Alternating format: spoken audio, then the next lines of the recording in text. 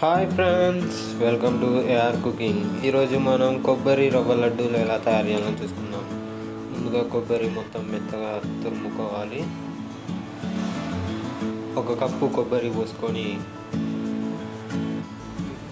2 కప్పుల రవ్వ పోసుకోవాలి, బొంబాయి రవ్వ. ఇది బాగా మిక్స్ చేసుకొని దీని మీద మూత పెట్టేసుకోవాలి. హాఫ్ అన్ అవర్ తర్వాత మళ్ళీ మూత తీసి ప్యాన్ పెట్టుకొని ప్యాన్లో నెయ్యి ఒక 3 స్పూన్లు వేసుకొని ఇందులో ఈ మిశ్రమాన్ని వేసుకొని మంచిగా కలుపుతూ ఉండాలి. ఇలా కలపడం వల్ల పచ్చిదనం అనేది పోయి ఈ నెయ్యి ఫ్లేవర్ అనేది మంచిగా యాడ్ అవుతుంది. అలాగే మనం ఈ స్టవ్ ఎప్పుడు లో ఫ్లేమ్లోనే పెట్టేసుకొని ఇలా కలుపుతూ ఉండాలి, లేకపోతే మాడిపోతూ ఉంటుంది.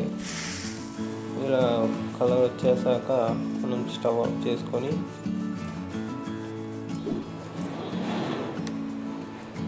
దీంట్లో బెల్లం ఒక 2 కప్పులు బెల్లం వేసుకోవాలి. వేసి అలాగే పల్లీలు పొట్టు తీసి ఇలా వేసుకొని మంచిగా కలుపుకోవాలి. అలాగే పాలు పోసి కలుపుకొని కొంచెం లైట్గా చల్లారినాక చేతితో మంచిగా కలుపుకొని మనం వీటిని ఇప్పుడు లడ్డు తయారు చేసుకుందాం. చూసారా ఎంత మంచిగా ఈజీగా వచ్చేసారో. సింపుల్.